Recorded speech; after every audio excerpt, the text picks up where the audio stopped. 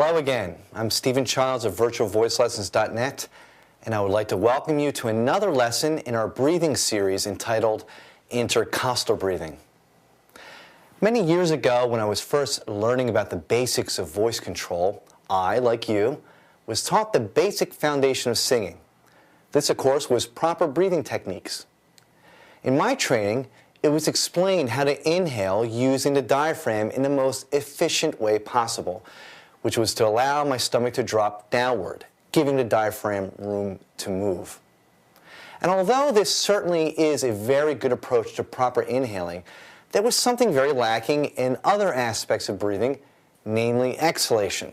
We all know by this point that singing is based around exhalation, and it is certainly true that if we inhale correctly, we will more than likely exhale correctly.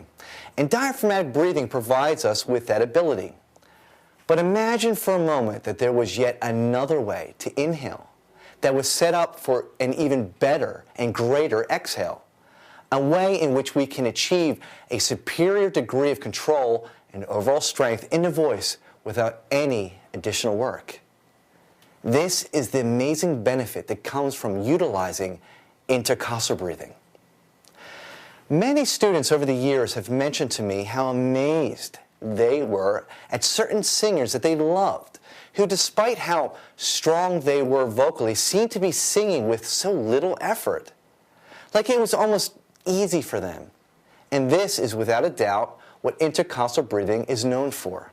Now, intercostal breathing has had many different names given to it by voice trainers, such as rib breathing, back breathing, and so on. In actuality, all these names do not fully get across what this style of breathing is all about, because intercostal breathing is breathing with your back muscles. It is breathing with the muscles between the ribs. In actuality, it's breathing with all these muscles, and that is what makes intercostal breathing so powerful.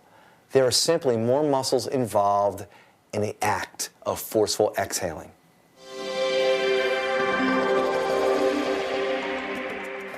Many of my students throughout the years have asked me, if intercostal breathing is so much better, why don't I just teach the intercostal approach right away in the beginning instead of the diaphragmatic technique? Well, the answer is this.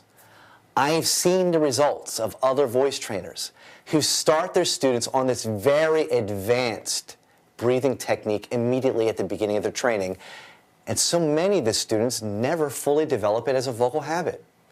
You see, diaphragmatic breathing is, in a sense, normal breathing, or what we'd like to call rest breathing. The intercostal method is meant for something else. It is generally meant for forceful exhalation, like when we sneeze or cough. In fact, sneezing is a perfect example of how many muscle groups combined together can cause the explosive exhalation, which in the case of sneezing is around 100 miles an hour. Imagine if we could harness that incredible power and apply it to singing. But to start a student on this powerful approach in the beginning of the training is, in my opinion, far too challenging, specifically because the actual inhaling part of it is much more difficult than it is with rest breathing. We start with rest breathing first, which is diaphragmatic breathing, and then ease into the more challenging approach, which is intercostal breathing, because it is obviously a more natural progression. Now, one other thing to know is that through time, you will hopefully be able to blend the two together. In other words, inhale diaphragmatically, which again is physically easier, and then transfer the pressure into the sides of the midsection and push out intercostally. This is truly the best overall outcome of starting with diaphragmatic breathing first, and then using intercostal breathing, because the combination of the two means a very gentle and easy inhale and a very powerful and controlled exhale. But before we take a look at the mechanics of this breathing technique any further, let's see what an intercostal breath looks like and how you yourself can develop it as a vocal habit. We're going to use Brittany as an example of how to breathe intercostally correctly and what it looks like. The first thing we'll do is have her place her hands on her ribs. Now, with intercostal breathing, it is the last 2 or 3 ribs, so it is a little bit high up like where her hands are. And I'm going to have her breathe now only with her sides. Can you do it now, please? Exhale. And do it again. Very good. And do it quickly. Very good. Okay, now for true intercostal breathing, we need to use all the muscles around us, and it represents a sphincter muscle group. In other words, it's a group of muscles that closes a circle. Just like if I blow up a balloon and I squeeze the balloon, I have great control over the pressure that's coming out of all the air that's coming out of the balloon. So we have pressure here in the sides and the stomach and in the back as well.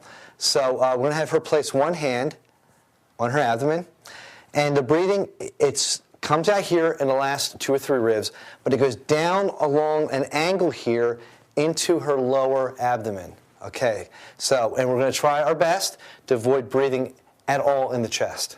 Taking your breath, please. Exhale. Good. And we can see it's here and here. Do it again. Very good. Exhale. And do it quickly. Very good. Now, I'm going to have Brittany demonstrate for us the other aspect of intercostal breathing, where the breathing is also in our back. This is why some teachers refer to this as back breathing. So we're going to have her bend over at the waist. We'll place a hand on each side here. And we're going to ask her to take in a deep breath. Go ahead. Exhale. Deep breath. Good. And just to make it more obvious, I'm going to place my hands on hers. Exhale, please. Good. Inhale. Good. Look at that. Exhale. Very good. Very good. So again, we want to have all 3. We want to have the breathing here, here, and in the back. And it's all the muscles then that are going to be used for forceful exhalation.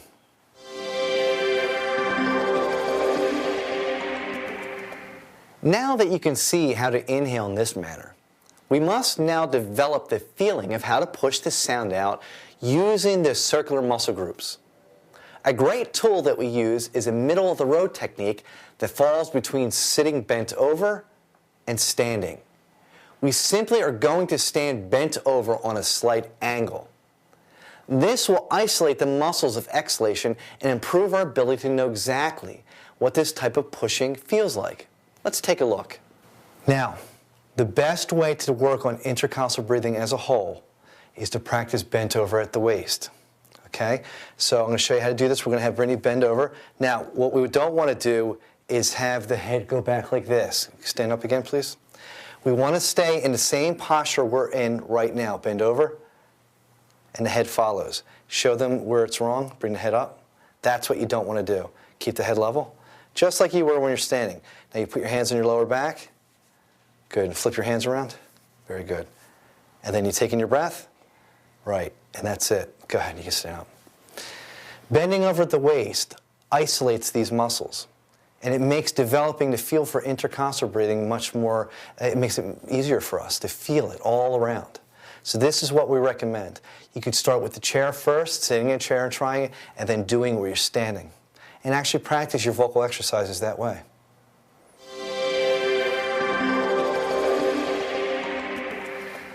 Now, there is an added advantage to singing with the body on an offset angle, and it has to do with the need to evenly strengthen the vocal folds and the muscles that control the larynx. Imagine for a moment that I was trying to develop the strength of my biceps. I could go to the gym and every day work on nothing but ordinary bicep curls. But eventually, I would notice that my improvements in strength and size would eventually slow down. You see, most knowledgeable weight trainers know that they have to switch up their routine and, more importantly, use other muscle training techniques to hit the entire muscles that make up the biceps. If they would only use one, the biceps would not receive an even amount of growth. They will use preacher curls and hammer curls, concentration curls, and so on, all of which break up the routine and, most importantly, hit the muscles at different angles. As you may remember, The vocal folds are in actuality loosely hanging muscle flaps housed within the larynx. And just like a glass of water, when I tilt the glass, the water level itself stays the same. Because of the effects of gravity, water always seeks its own level, even though the glass which is containing it may be offset. And the same is true with the vocal folds. When our bodies are set at an offset angle, the vocal folds seek their level position even though we are on a tilt. Which means, when I practice my vocal exercises in this manner, not only will I be working on developing the feeling of intercostal breathing, but I will be strengthening the vocal folds and the muscles that control the larynx at different angles, ensuring an even development to those muscles. Again, practicing from time to time on an offset angle is quite beneficial for the singer to maintain an even growth with the larynx and the vocal folds themselves. It would be something that you may want to do once in a while, even after developing the feel for intercostal breathing.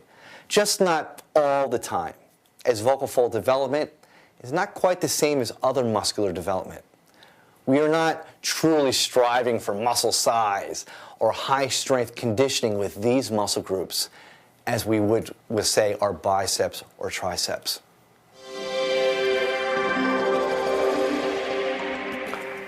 The question often comes up as to when do I use intercostal breathing versus diaphragmatic breathing, and the answer is you can now use it for all singing.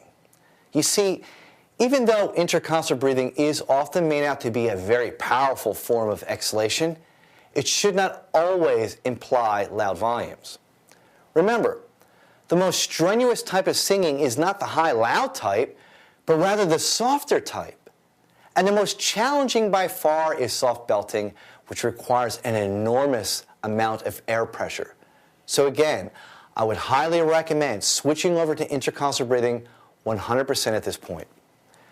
And hopefully within a short period of time, you will start developing the ability to inhale diaphragmatically and transfer the energy into your sides and back as an intercostal exhale. Intercostal breathing is an excellent way to achieve these higher pressure notes while reducing the amounts of straining in the neck and flexing in the abdomen. I am Stephen Childs of virtualvoicelessons.net, and I would like to say thank you for listening, and God bless.